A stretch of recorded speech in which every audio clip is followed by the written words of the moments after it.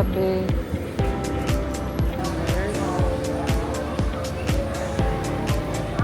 Ride train underground.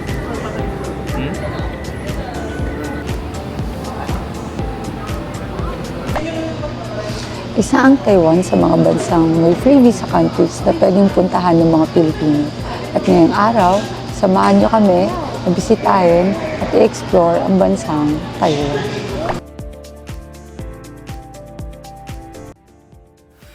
It's currently 2:30 a.m. at bumabiyahe na kami papuntang NAIA Terminal 3 para sa aming 7 a.m. flight papuntang Taiwan.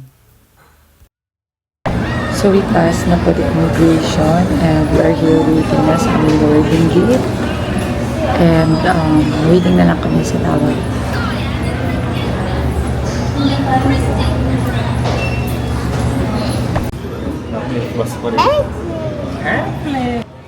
Super excited na ako dahil first time ko at ni George bumiyahe pa ibang bansa. Magkahalong kaba at saya ang nararamdaman ko dahil magdi-DIY lang kami sa Taiwan. Boarding time na. Super excited na kami. May higit 2 oras ang biyahe mula Manila hanggang Taipei, Taiwan. Kaya umaasa akong chill lang sana si George buong biyahe. At napagbigyan naman kami. We're here at Taiwan na po. Here we are. Here we are. There we are.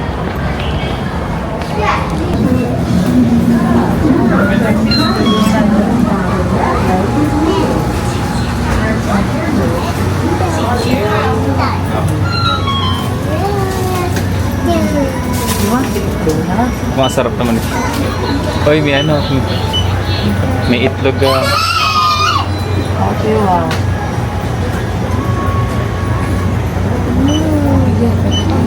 Ayan yung mga klabo.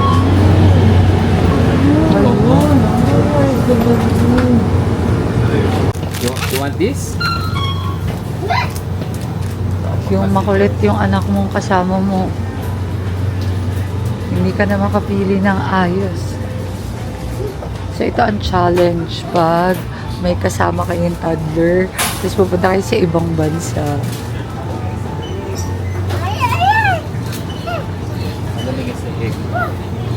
So ito yung nabili namin sa 7-Eleven worth 223 Taiwan dollars. Sumakay kami ng bus para makatipid.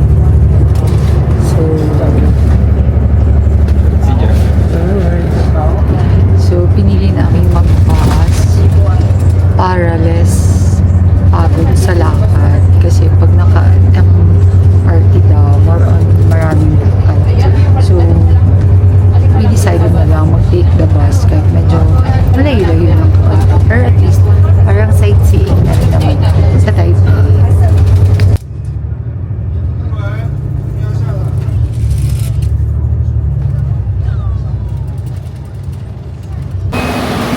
So kakababa lang po namin ng bus.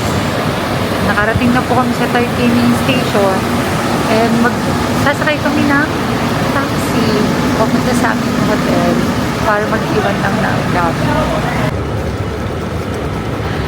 So ayun, so tatawid kami sa kabilang side. So meron silang tamang tawiran. So medyo malayo-layo lang lalakarin namin kasama ang kanyang daddy.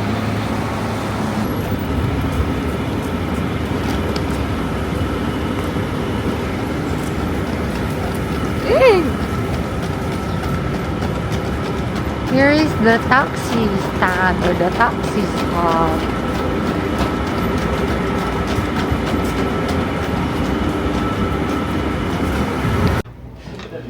This is our room. Yung aircon, no? So, sakto lang naman siya. Ito yung CR. Sakto lang naman. Sa mga nagtitipid, budget-wise, it's good. Pwede na. Tapos, So high. Nasa gitna talaga kami ng mga kainan. So, yun daw yung ABC Mart na sinasabi nilang maraming murang shoes.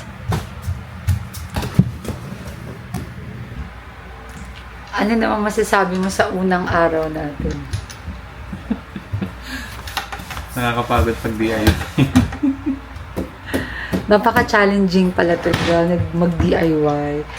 Kasi, syempre, nangangapa kayo, tapos may dala pa kayong makulit na bata na, ay naku po. Pero, ano naman, so far, parang yung challenge ng pagdi-DIY, maganda rin naman, feeling ko. Kasi parang, matututo kang paano gawa ng paraan ang mga bagay-bagay. So, hinahanap lang namin si Shin Futang para matry namin ang kanilang famous milk tea kasi medyo mainit ngayon dito sa Taipei. Flour rice noodle. Ito na si Ai Chung. So, mamaya, i-claim natin yung voucher na nakuha natin sa Dyan ba yan? Oo.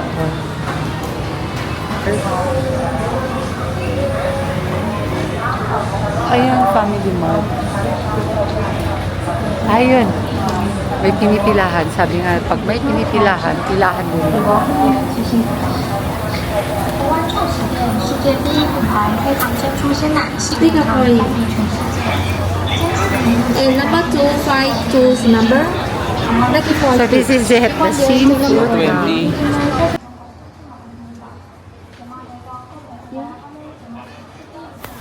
20. Dito sa store ng Shin Futang ay makikita mo talagang sila ang gumagawa ng kanilang boba or pearls. At nakikita nyo rin paano nila ina-assemble yung drinks.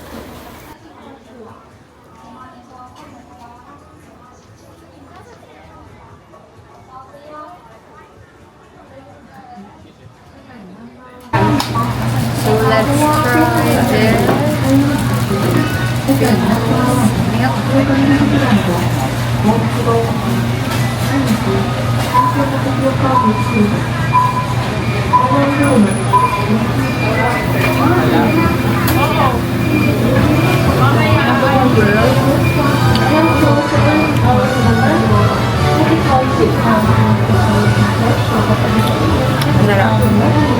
Hindi ka na matamis.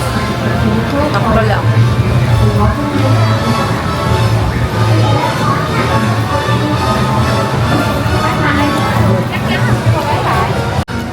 Si Hubs naman, anong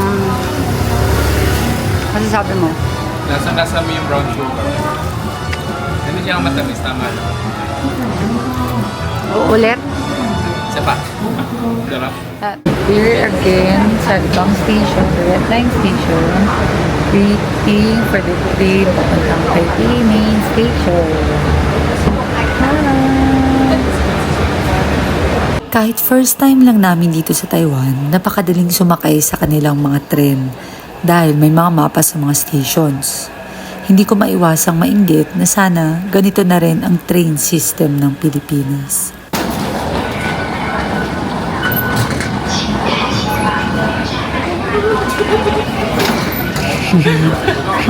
Atik maipit? Oh no! Takot ka? Lord? Nakakatuwa naman dito. Kanilang main station, sobrang daming mga binibenta, daming mga tindahan. At ang lawak talaga. Habang nag-aantay sila, pwede silang kumain. No? Oo, sa laki.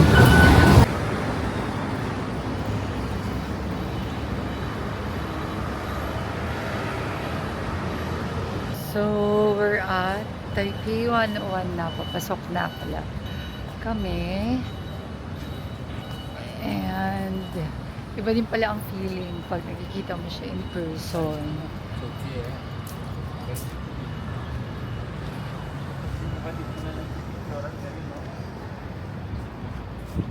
So, nakapasok na kami ng Taipei 101. Kaso, ang Haba ng pila dun sa Simple Kappa Cafe.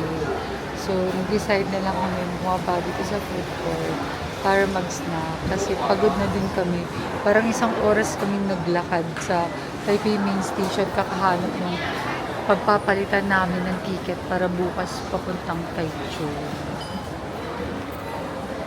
So, this is their food court.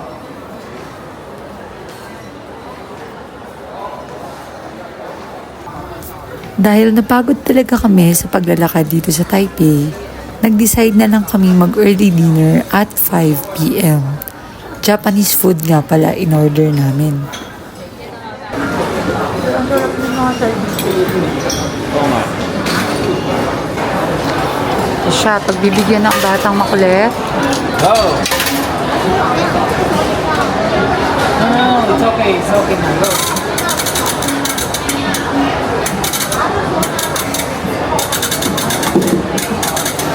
Wow! Look, nurse.